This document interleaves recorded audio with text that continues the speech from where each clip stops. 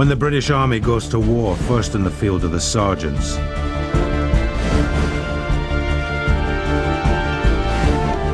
To earn their stripes, this elite must survive the infantry's toughest course. This is the story of that course.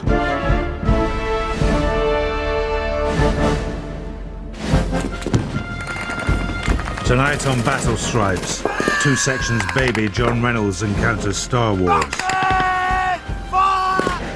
We're right in the middle of the bus here. We've got fire going over, bullets going over our heads now. And the Sergeant Major's on the warpath. You can't get it right, and how do you expect your blokes to? It's week 4 of the platoon sergeant's battle course. In the Brecon Hills, 2 section have stopped for a hot meal and a change of clothes. Just feel a bit knackered. Just want to get some scoffing-ness though, first of all. Really, I'll function a bit better when we get a bit of hot scoffing-ness. Very tired though, very tired.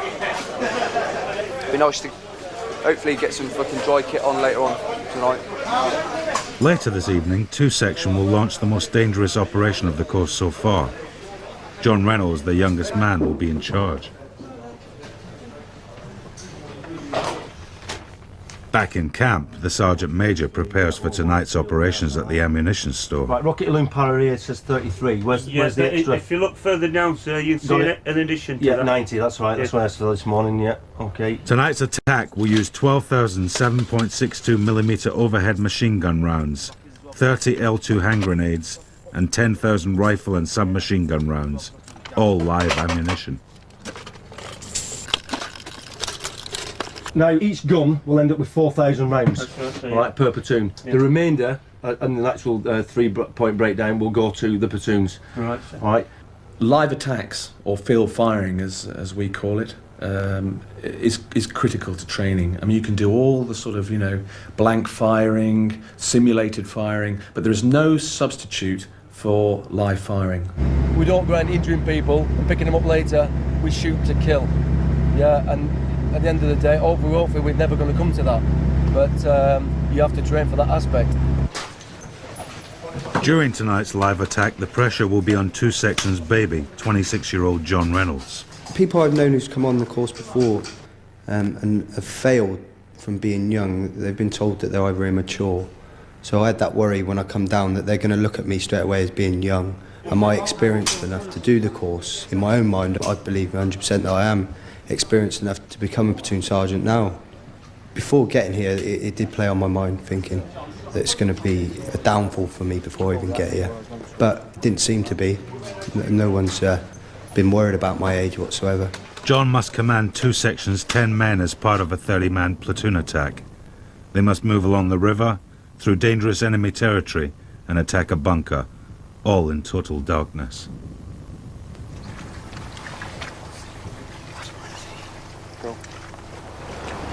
What we're going to see is a fairly slow move up this riverbank till they can get into a position where we can put some light up and illuminate where the enemy are. Now, it takes quite a lot of skill to move across this country at night. They'll probably use the river, they may even get into it, to move as close to the enemy as they can. Our section mission, okay, is to destroy that forward right-hand bunker in order to destroy all the fucking positions on this area, yeah? Yep. There's no substitute for real bullets, because when you're firing live rounds, you know that when you let loose a live round, potentially someone could die on the other end of it. So it puts an edge on the whole thing. It produces a different sort of atmosphere, an atmosphere of realism and an atmosphere of combat. It creates confusion because it's difficult to concentrate with all the noise round about them.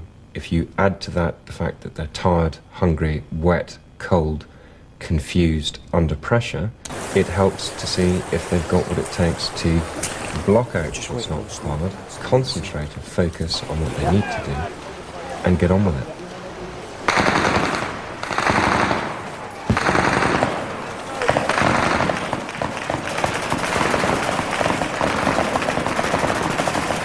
It was all a bit confusing prior to getting there because we hadn't had any real orders for that. We were basically a standby patrol that could be launched into any situation. That was, I think, one of the best raises we had over the whole phase. Like, again, going up through the river and then up a muddy ditch to get to the position. We had a hell of a lot of overhead fire and illume and bangs going off, and it was the first night attack that we'd done. And again, everybody worked really hard because it was live firing, which seems to motivate people a hell of a lot more than when we do blank firing. When I first saw the tracer gun, we were told there's going to be overhead fire, and we stopped and looked up and shit. I think I can see up the sky was something else out of Star Wars. But as soon as you get live rounds, everybody thinks, bloody hell, this is real now. This is the nearest I'm going to get to real.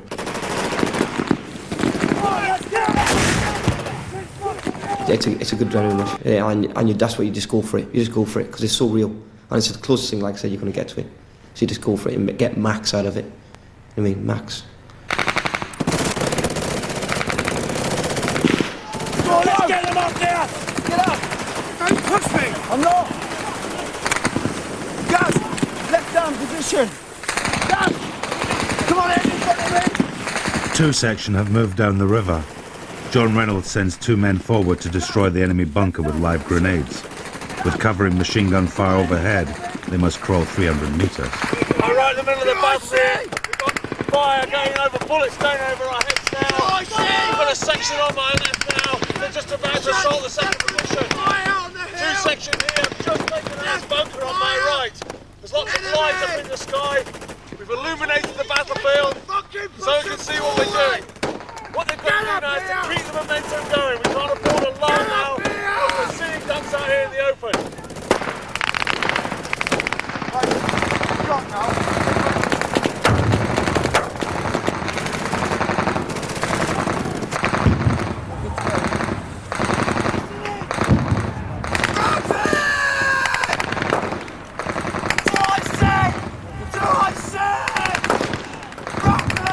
As John Reynolds' men move towards their target, the course instructors assesses every move. They're looking for your integrity. Now, if everybody slacks off and doesn't work very hard, then that person isn't going to get through appointment. And they will see that and pick up on it, and then it will go into your report for that week that you were monging it or you weren't working hard. And they'll watch and see how everybody's working for you as well. So you do have to have eyes in the back of your head to know what's going on all the time. What's up? Right, I've just informed the platoon commander of the left position. Yeah. The platoon commander is now launching his section up to the left-hand position. Where's the enemy bunker? Where is it? The enemy bunker is just 1 fist left of the pit. Reference the fire, 1 finger left of the fire.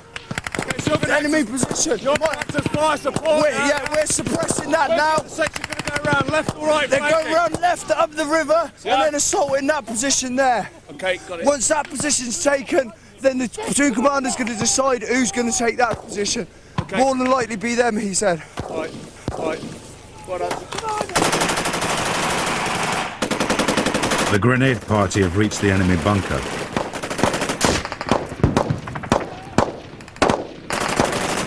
But it's still a race against time for 2 sections. Position's taken. The things don't appear clear at the moment. We've only got so much light left. We have 20 minutes to... It's dark now, we can't do anything. We've got to control the light. For this sort of thing, the light's got to be constant. We've run out. We're in trouble. 2 section have light again, but there's another problem for John Reynolds. Casualties. Oi! Fucking pass it on! What's up? Where the fuck are they going? IC, take over! I'm going to speak to the platoon commander! What's happening? Quickly! We're withdrawing out of the position. Why? Because I've been ordered to do so by the platoon commander. Still got troops forward, have we? Yeah, there's troops forward. They're moving back up now, up the river bed there. There's just 3 weeks to go on the platoon sergeant's battle course. 2 section wait anxiously for their first assessment from the course instructors. Hi there, grab a seat. Okay, Salters, I'm very happy at the moment. You've made the transition to platoon level operations, which was the first major hurdle, so it's all going according to plan. Okay, come. 3.5 weeks. It's going to be a hell of a lot of hard work between now and the end of the course, but should you continue the way you are, then you set yourself up for the future. Anything for me? Assert yourself a bit more, okay? You're intelligent, but you're quite, how shall I put it, come across not as a fanny, but assert yourself more, yeah. Right? When you're a platoon sergeant, grip them a bit more, okay? You know, a bit more about you. Yeah. You've got the grades there now to do well on this course. The start standard assessments didn't go well for you, okay? With a failure in both the military knowledge test and the map reading test. However, map reading practical... I'll pass him too. Sorry. You're absolutely correct. Passing those, it's the map reading practical. Got it the other way around. Nate, pass that as well. Yeah, I've passed all the tests so far, sir. You're absolutely correct, and I do apologise. I can't read. Assert yourself a bit more. You're a big shagging bloke at the end of the day, all right? No friends when you're on appointments on this course, or they'll drop you in the shit as they did the other night, didn't they? Mm-hmm. Get up there and beast them. It's all a question of belief, all right? It's that certain something that platoon sergeants have. I mean, I've yet to find one who isn't 10 foot tall and bulletproof, purely in their own eyes, and quite rightly so. Last week, major appointment, which you just scraped a pass, okay? Which was well below you, because I expected better of you for that, all right? So you've let yourself down there, and start upping your grade now with your section commanders as well, and keep the work rate going, and helping the weaker members of the section. As you can see, our section line is there, and we've come first place on 2 occasions, and the remainder mainly in second place. I believe the prize is 2 crates of beer. So that's what we've heard anyway. Because he only has 2 points. 2 section are the course leaders, but things have gone badly for Steve Tickle. When I injured my back and then my wrist, obviously I was fucking gutted, and I was just glad to be hanging on here. Yeah. So perhaps that was probably a good thing, yeah. Be confident. It's a clean sheet of music from here on out. Yep, there's been some difficulties, but you've got nothing to prove to me, apart from the fact that you can do this and do it well. All right? Thanks very much. Sure.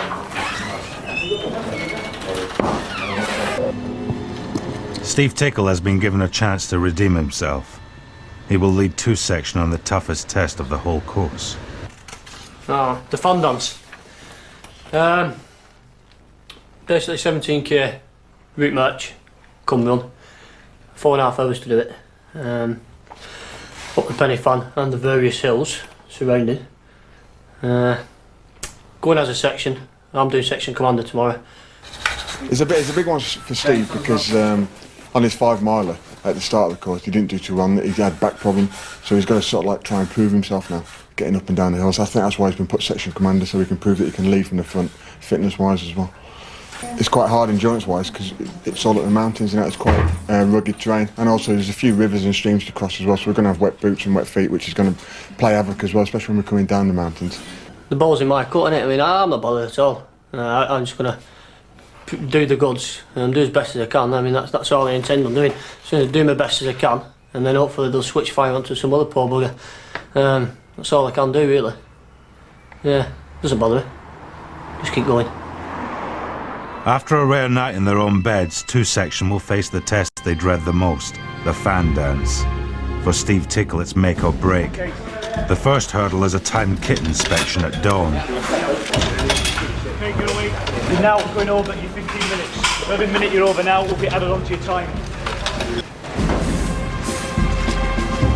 Start Tickle's leading the section today. I want to see him do well. I want to see him show a bit of grip, okay, a bit of leadership.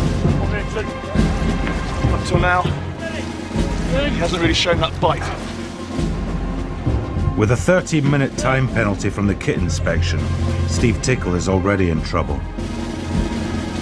At a mile, in 15 minutes to get to the actual proper starter point. And by the time we got to the starter point, we were fucking knackered. Everybody was sweating, blowing out their arse, like, and we thought, bloody hell, we hadn't even started yet, and look at the state of us, like. 2 section, pen move.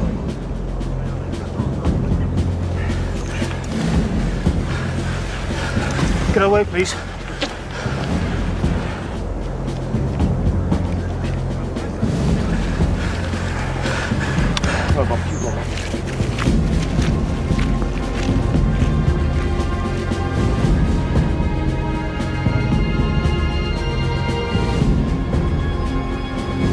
hard work.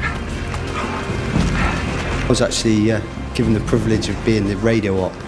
People who start off as radio op don't normally make it to the end as radio op because it was actually carrying between 25 and 30 pounds more than everybody else. Nearly halfway. Hardest bits are done, but this is where it starts setting in now, into your legs, hurting.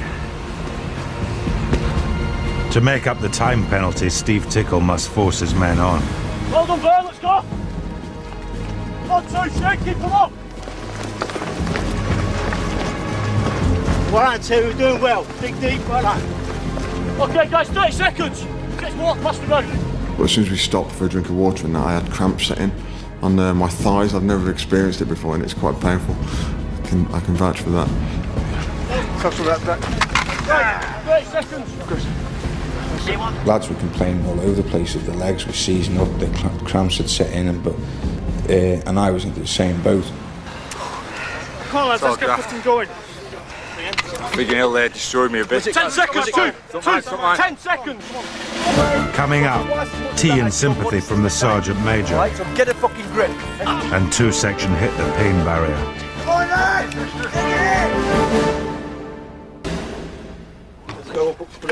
Two section are nearly halfway through the fan dance, a grueling 22-kilometre march over the Brecon beacons.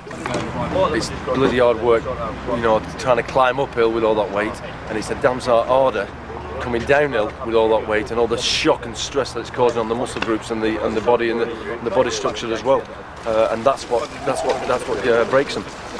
At this stage, they've completed about 10 kilometres, and that's taken, on average, round about the 2-hour mark. They'll be here for literally 2 or 3 minutes while everything's going on, rebriefing the platoon commander, guys hydrating, checking kit, and then off they go. There's no time, very little time lapse. Nominate, and let's get it sorted out. Get yourself a brew! Go water, get a brew! 2 section! Stop the fucking fuss! Make sure you get some water, get a brew, get over here! You get your water bottles out. 2 seconds, Right, where's the other one? To the top of the section. Get it! Get it! The hills really took it out of me. I'm all right downhill. Just got to crack on. Right, where's your water bottles? So it's all right going uphill, like it's downhill. Your toes are pushed against the front. Right, is that full? So you're telling me over 10 fucking kilometres you've drunk about 2 mouthfuls of water? We've been sharing around the section, sir, different water bottles, sir. Right, well, you tell you what, who's the section commander here? Right, he's still fucking full. So how much water have you been drinking? You understand the point I'm making? You look at you. Look around. Look, everybody's pissing out of him. All right? I'll guarantee you will have lost twice as much as that out of your body system now. All right? So get a fucking grip and make sure that everybody's gone and filled up. And get yourself hydrated now. Yes, he's getting on my tits now. 2 sections are doing well. Came together as a section. Good command and control, working as a team. Yeah, no dramas. Team's doing well. Yeah. Out of the way. If you want to know where you are, guys, checkpoint 470. Right, we're out of here. We're out of here. Things are going well for Steve Tickle and 2 section, but there's still over 10 kilometres to go.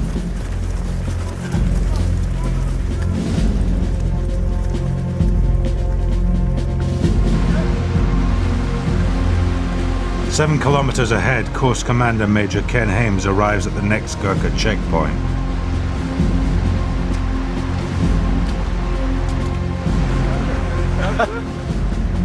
After a quick cuppa, Ken Hames prepares a nasty surprise for 2 section, a mock casualty to be carried up the last hill.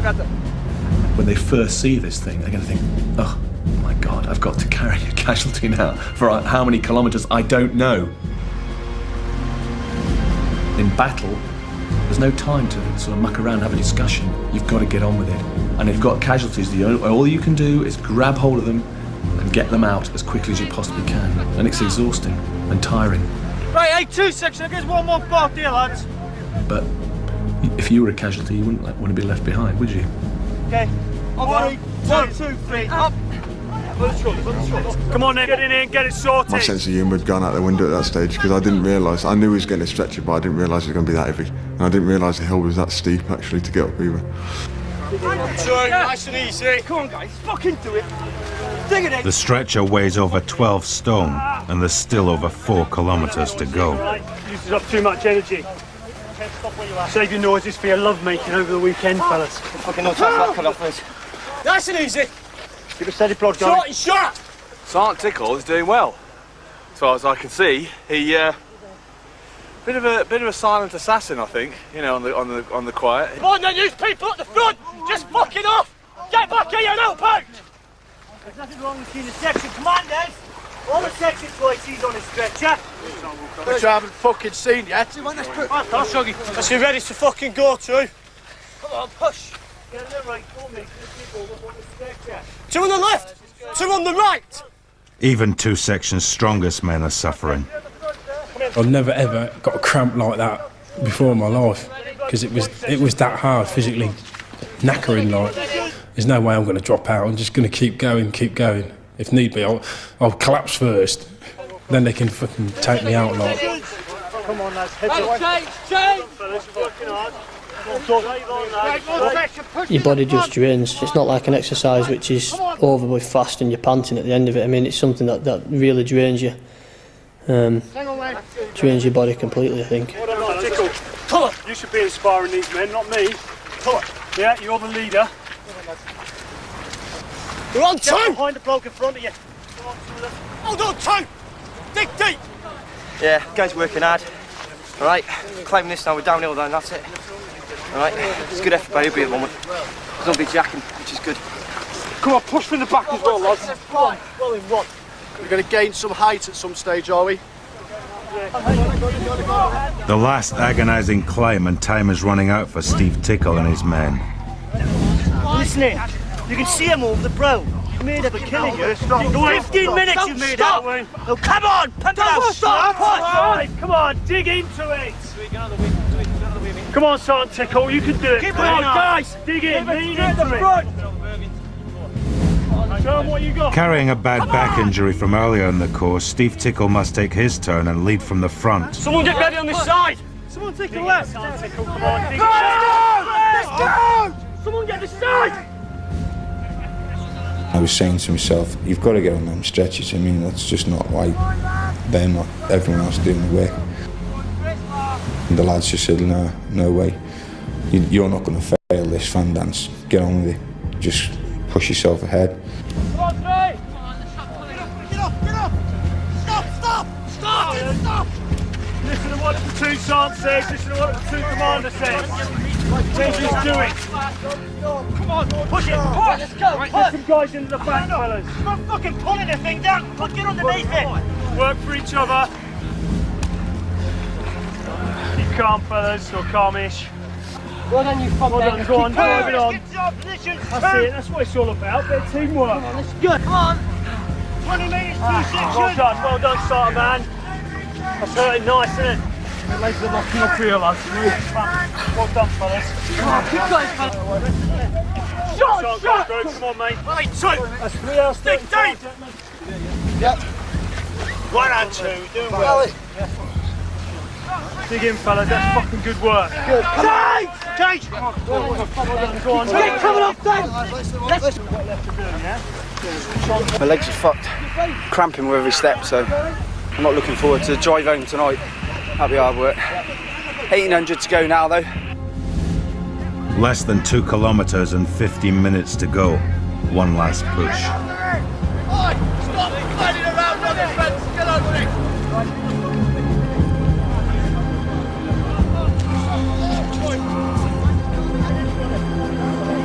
Fucking push! Get off it.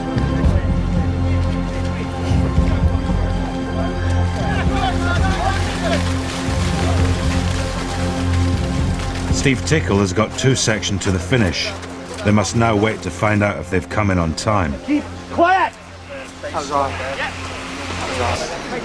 Right, you lost 13 minutes on the inspection, okay? So you're off to a bad start. 13 minutes by the end of the day, poor personal administration, okay?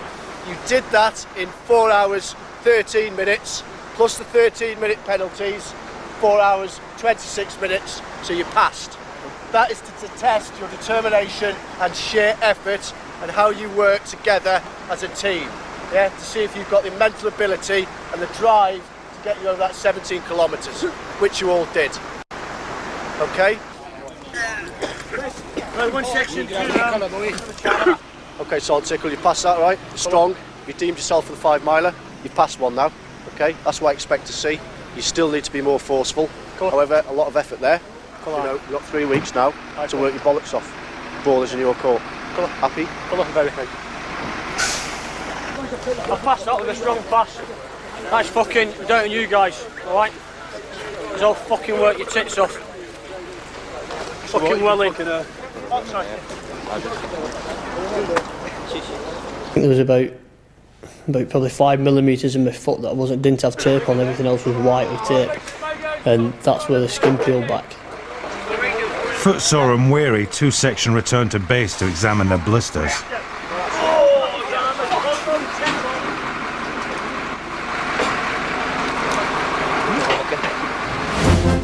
Next week on battle stripes, 2 section come under chemical attack. And Vern Stokes learns urban warfare the hard way. Show downstairs, fire, centre, floor.